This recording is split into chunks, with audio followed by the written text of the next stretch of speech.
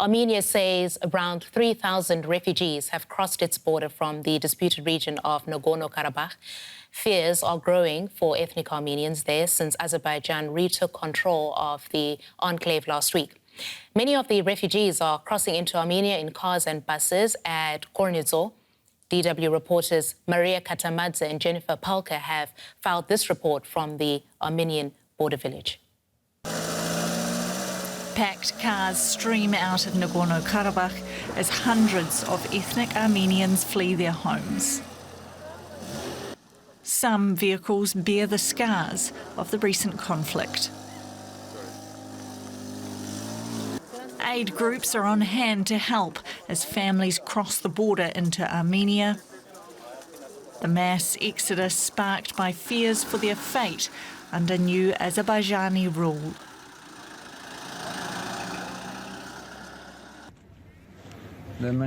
Today we left. They told us either you leave or take Azerbaijani passport.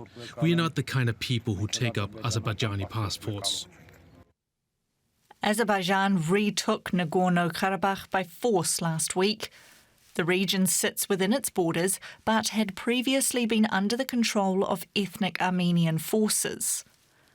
Around 120,000 Armenians live in the mountainous territory. Many fear persecution if they stay.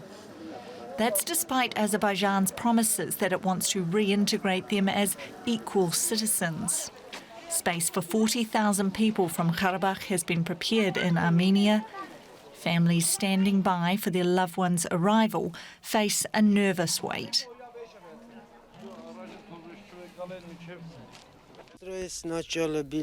I'm waiting for my sister to arrive from Nagorno-Karabakh.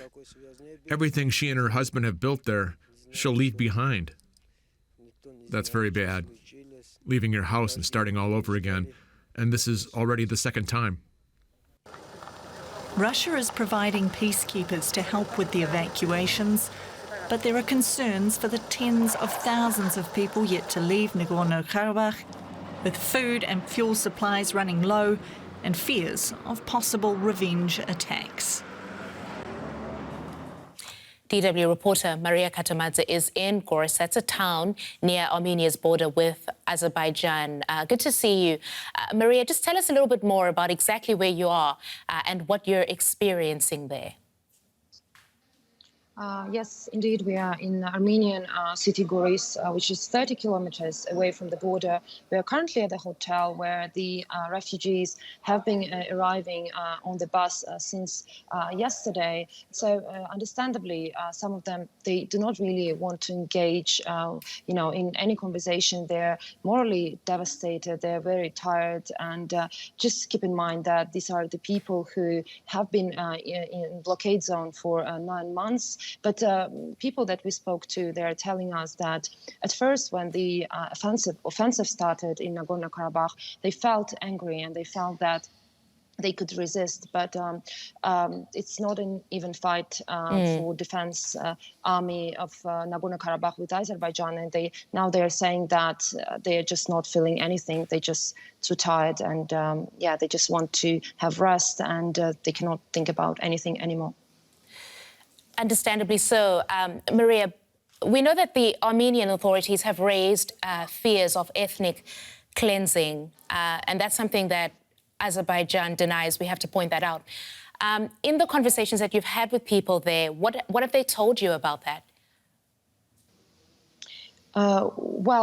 We've been talking to refugees yesterday and today, and most of them, they are telling me that if they didn't leave the Nagorno-Karabakh, they would have been under the threat, and their belief, that's their belief that the ethnic cleansing could have occurred.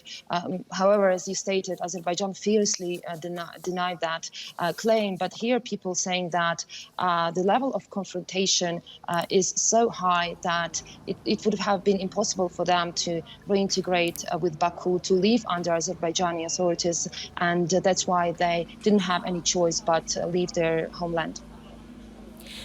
And what kind of help are the people who've fled getting? People are at the border, they're getting some first medical aid and obviously also psychological help. So here at the hotel, we've noticed some ambulance also arriving and helping people. Also, there are lots of foundations here, NGOs that are helping Russian NGOs as well. And what's interesting, there is one Ukrainian NGO that before Nagorno-Karabakh escalation, they were helping Ukrainians that had to flee Ukraine to come to Armenia, and now they are paying more attention to, let's say, Armenians who fled from Nagorno-Karabakh.